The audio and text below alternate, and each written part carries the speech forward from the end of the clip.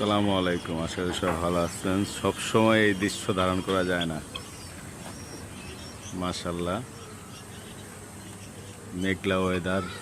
এমনিতে অনেক দিন যাবত বৃষ্টি হচ্ছে। ছাদ যতই পরিষ্কার করি ততই আবার নোংরা হয়ে যায়।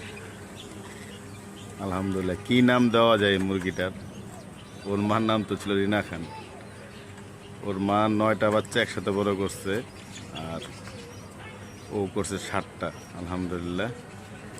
এই যে রিনা খানের বাচ্চা একই সেটাপের, ওই যে বড়টার মাটার সাথে এইগুলি।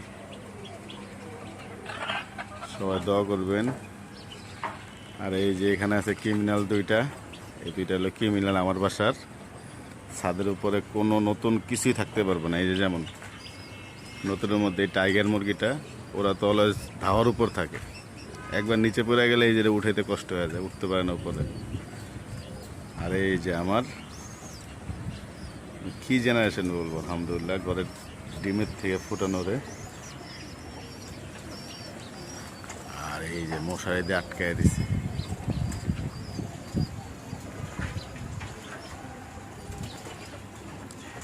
সব কবুতর আটকায় রাখছি, কিছু কবুতর বাইরে থাকে। এগুলোর জন্য আলাদা কিছু ই করা আছে। আর এই যে কলাশিলা,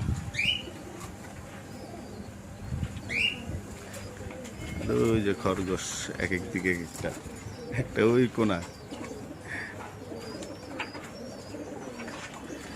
এই যে খতরনাক। আলহামদুলিল্লাহ, এখনকার টপে আছে যে সবচেয়ে বেশি ফ্লাই। তারপর আছে ওই যে ওইটা, ওই সাদাটা। এরপরে উনি, এরপরে কোনটা আছে আর আটকায় দিচ্ছি। আর দুইটা ছিল, ওই দুইটাকে বসায় দিচ্ছি, দেখায় তুলি। এই যে